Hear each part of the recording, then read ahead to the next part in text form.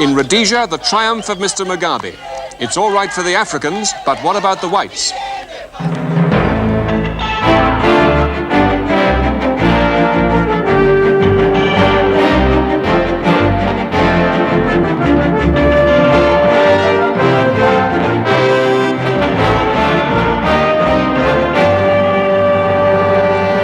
From Salisbury. Mr. Mugabe's landslide victory here, with a total of 57 of the 100 seats, has left Rhodesia's white population fearful tonight. But Mr. Mugabe, in an exclusive interview with Newsnight, says he wants them to stay and he wants to join the Commonwealth. Down at Assembly Point Charlie, we watched the men who fought their way to power with Mr. Mugabe, rejoicing at the political triumph that now ends their struggle. And Mr. Mugabe himself has driven the ritual prime ministerial drive through the governor's gates. But he waits a day or two for discussions before he forms what he calls his broadly based government. We talk to him, to Joshua Nkomo, and to blacks and whites here about Rhodesia's political transformation. Charles? And here in London, I'll be looking at Mr. Mugabe's record, at some of the things he's been saying and doing all these years. And for the impact of Zimbabwe on southern Africa as a whole, John Tuso will be talking to Dr. David Owen, one of the architects of this development, and the High Commissioner of Zambia. In sport, David Davies follows the argument about British athletes in Moscow with the Minister of Sport versus Dennis Follows of the British Olympic Association. But most of tonight's programme is about Rhodesia, where, to remind you briefly, Robert Mugabe's party won an absolute majority, many more seats than anybody expected. Mr. Nkomo took second place, and Bishop Muzarewa came a poor third. The other 20 seats reserved to the white minority are controlled by Ian Smith. For today's developments in the wake of this result, here now is Peter Snow in Salisbury.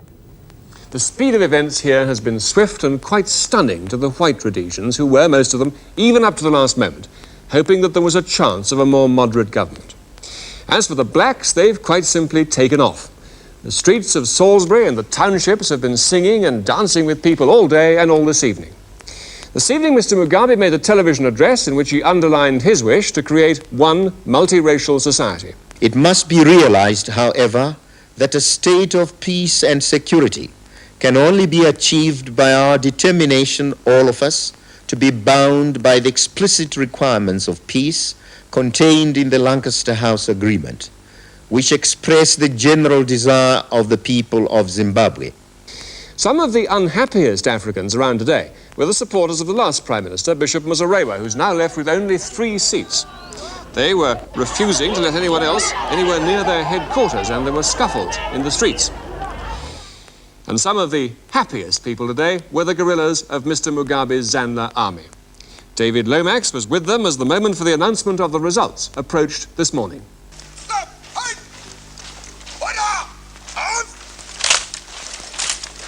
In Assembly Camp Charlie, there are 1,500 of Mr. Mugabe's Zanla guerrillas. They've based themselves in a derelict mission only 10 miles from the borders of Mozambique and are surrounded by the wilderness of a vast tribal trust land.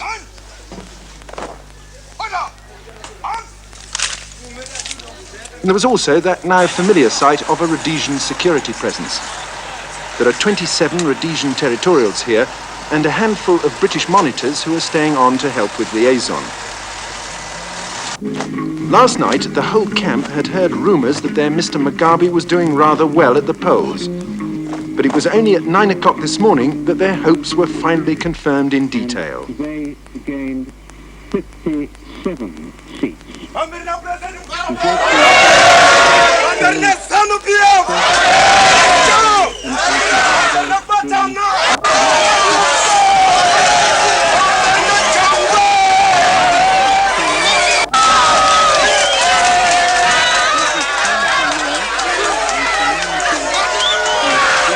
do you feel about the result, the news of the result you've just heard? Well, I feel they are free and fair. They are very good and exciting. What you want now is unity. Since everything is over, I'm very glad bloodshed is now ended. And I hope everybody, part and parcel of this country, is going to follow the next government. What do you feel about the result? Well, I feel very good, feel very victorious.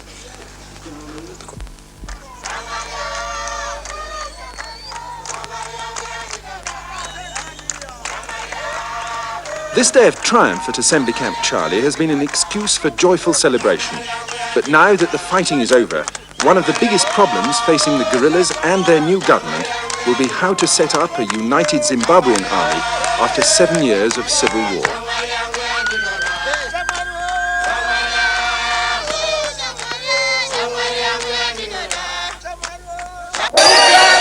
Meanwhile, with the army looking on, in the township of Harare, soon to give its name to Zimbabwe's new capital, just about everyone seemed to be a Mugabe supporter.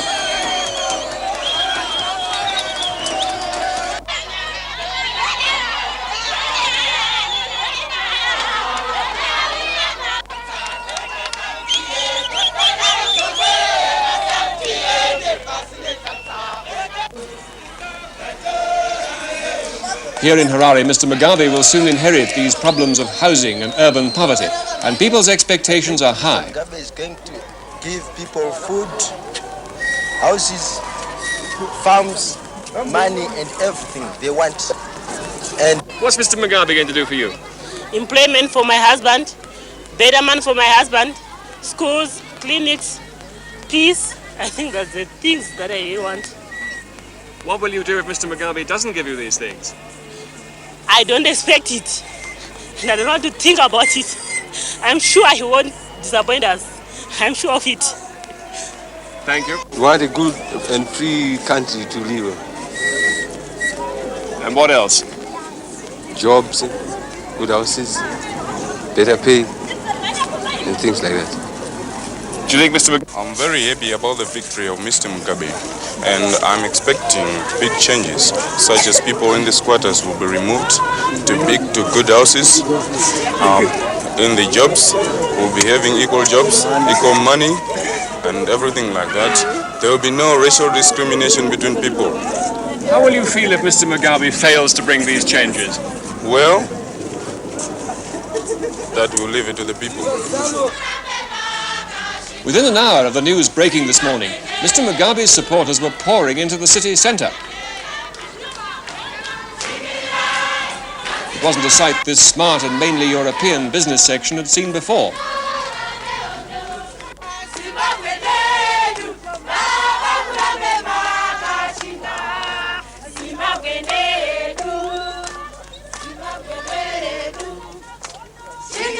Of all the possible outcomes of this election, this is the one the whites here had feared most of all. I'd like to see if people are as jubilant this time next year. I feel sick. That's all I can say. Are you going to stay in Rhodesia? I don't think so.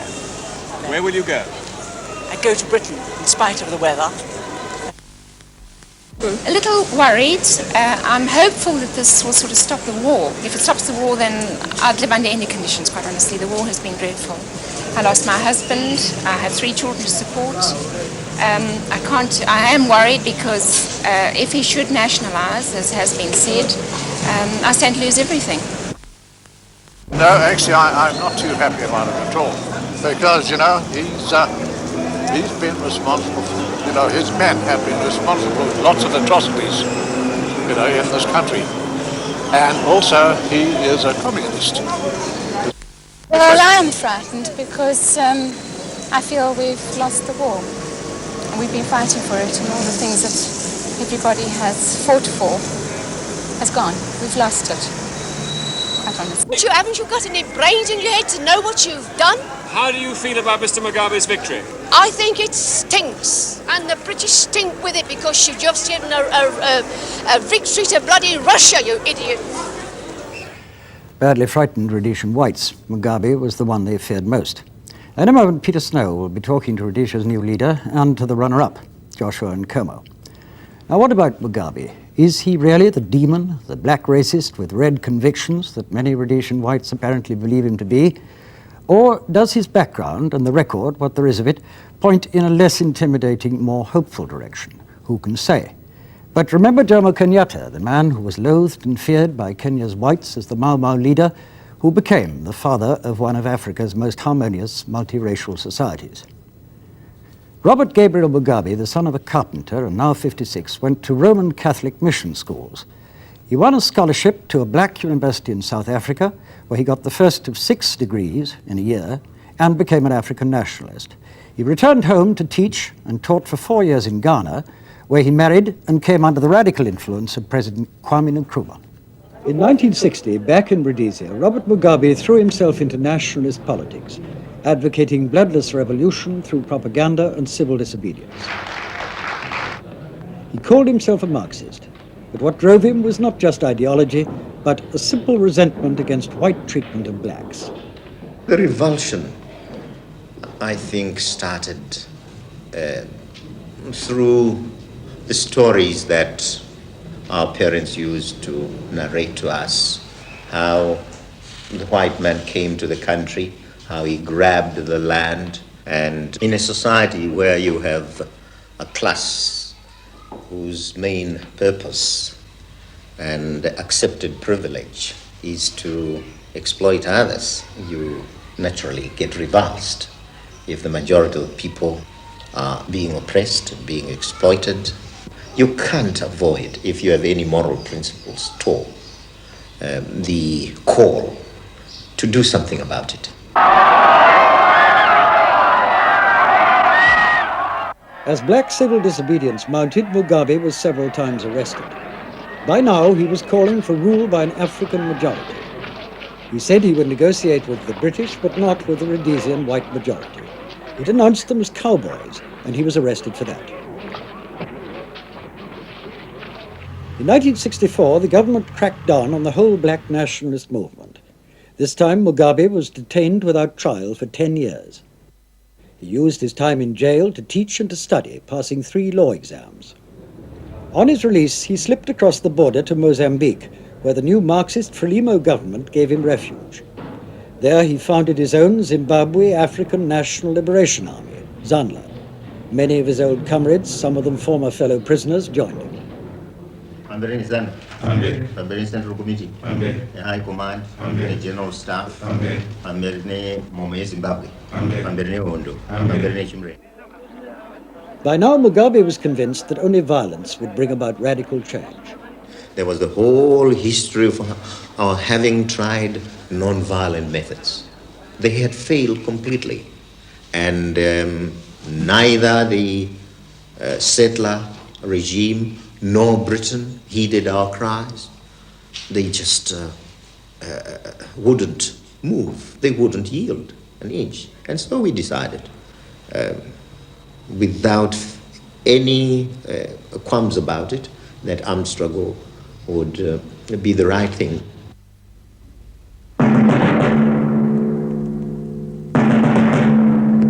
This is the voice of Zimbabwe. This is the voice of Zimbabwe, broadcasting on Radio Mozambique in Maputo. All this time, Mugabe was using his Mozambique base to broadcast to his people, rejecting all the Smith regime's concessions, including the 1979 election. We want full and unfettered democracy. Down with the racist constitution, down with the dirty elections, pamberi nechimrenga.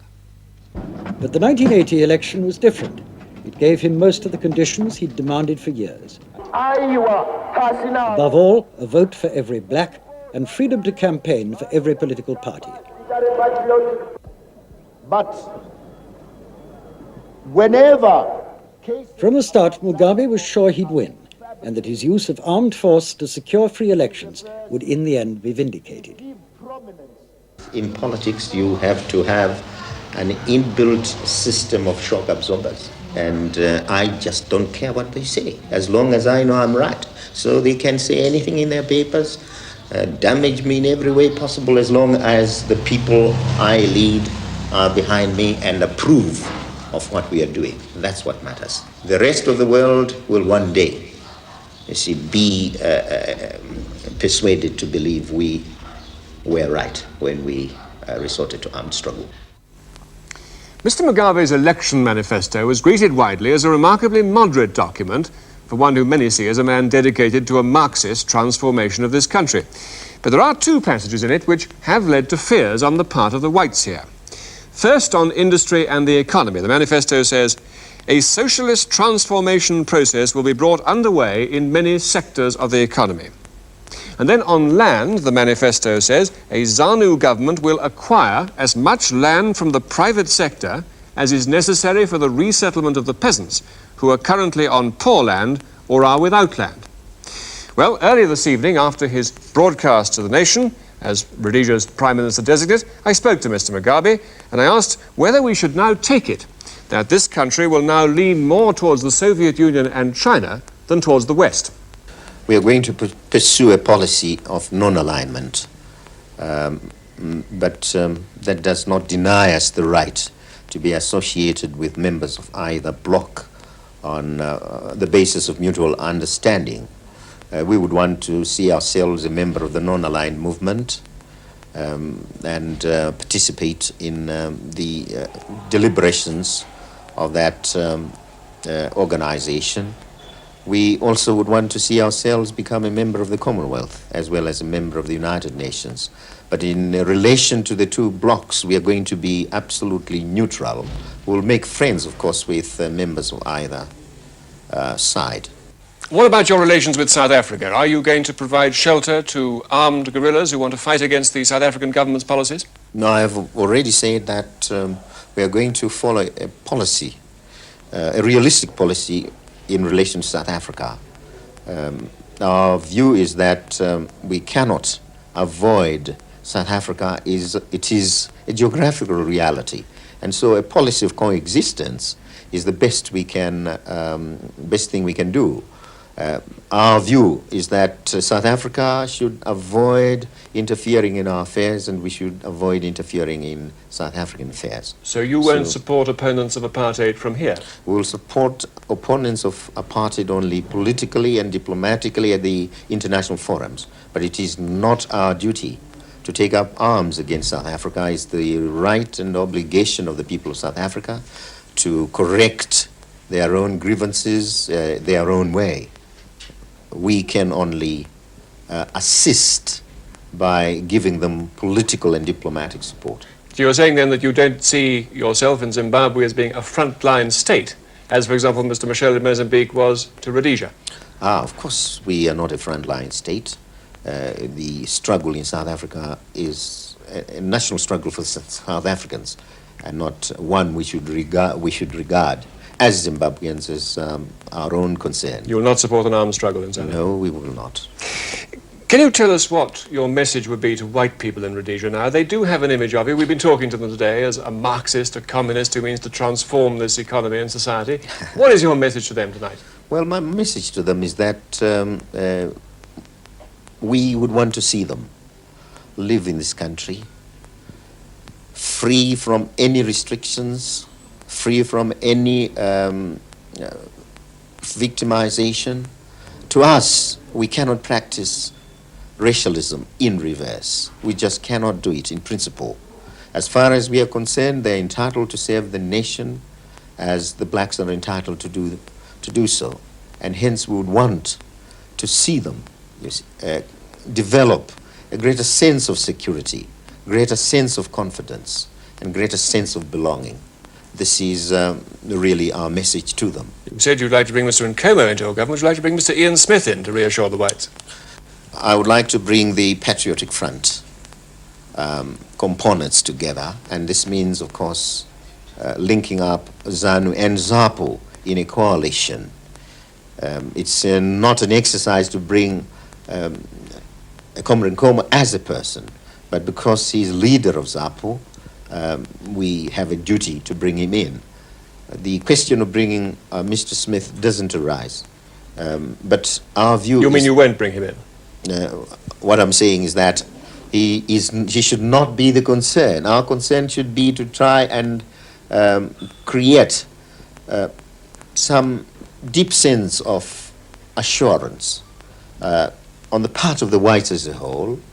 And of course, it is not just Mr. Smith who can do that. General Walls, there are other people who can represent the whites as well. But we are discussing these matters, and I think we will reach some point of agreement with those who represent the white community. General Walls, for example, you might ask him to be your commander-in-chief, might you? I've had discussions with General Walls, and I have already given him our assurance that we do not intend to disrupt the services as they are.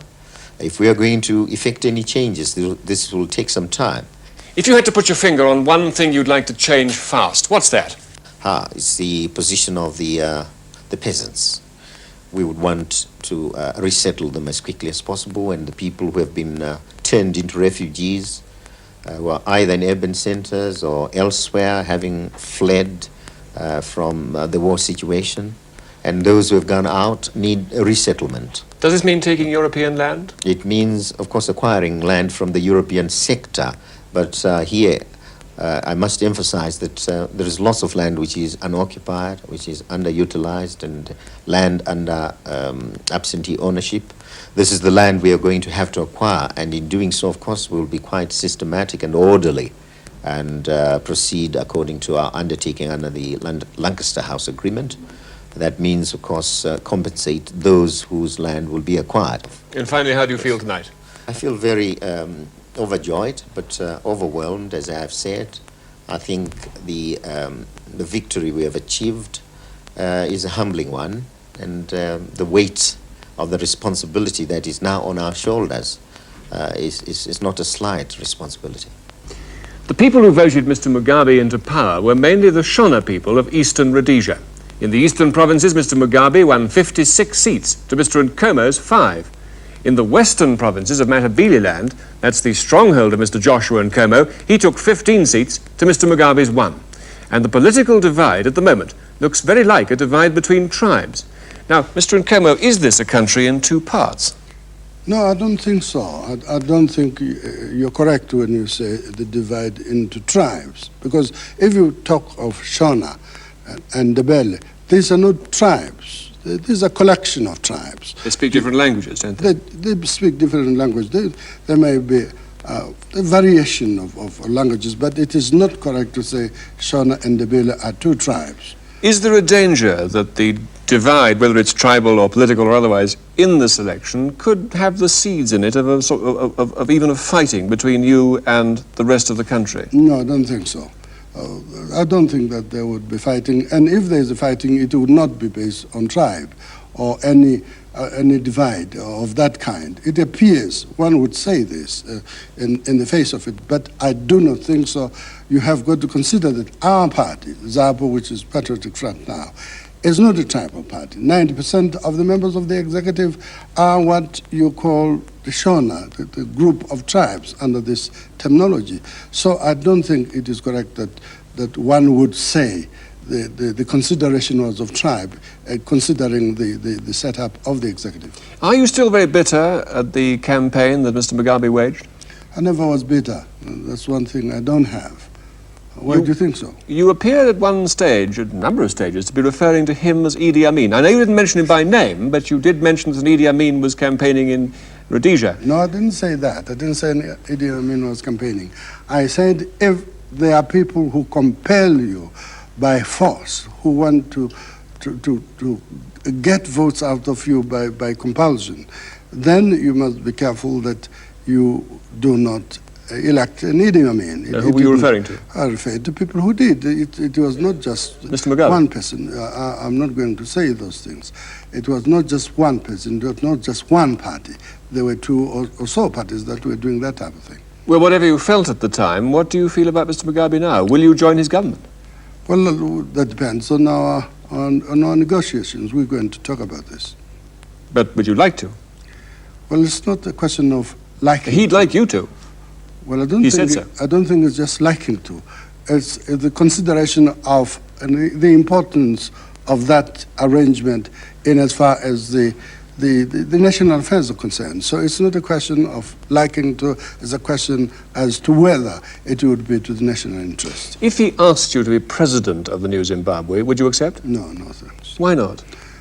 A constitutional president really is an inactive job. Very inactive, and I'm not the type of person who would sit there for just this constitutional figurehead, and that type of thing, no thanks. So it's got to be a ministerial job? I suppose so, yes. What sort of job would you like? No, we're going to discuss about that. Finally, what sort of change would you particularly like to see in this country as soon as possible? Well, the most important change in this country is that of our people recognizing themselves as one. What I mean is this: we have been divided into racial groups, white people, black people, so that all that was different, and be it in economic life, be it in ordinary social life, was based on this black and white. Once you change this and you make our people feel that they're one, then all those things that were divided along those lines could be solved. Mr. Nkomo, thank you very much. Mr. Joshua Nkomo, who won 20 of the 80 African seats in the results this morning, making, of course, 20 of the 100 total seats in the new parliament, including the whites. Peter Stowe there in Salisbury.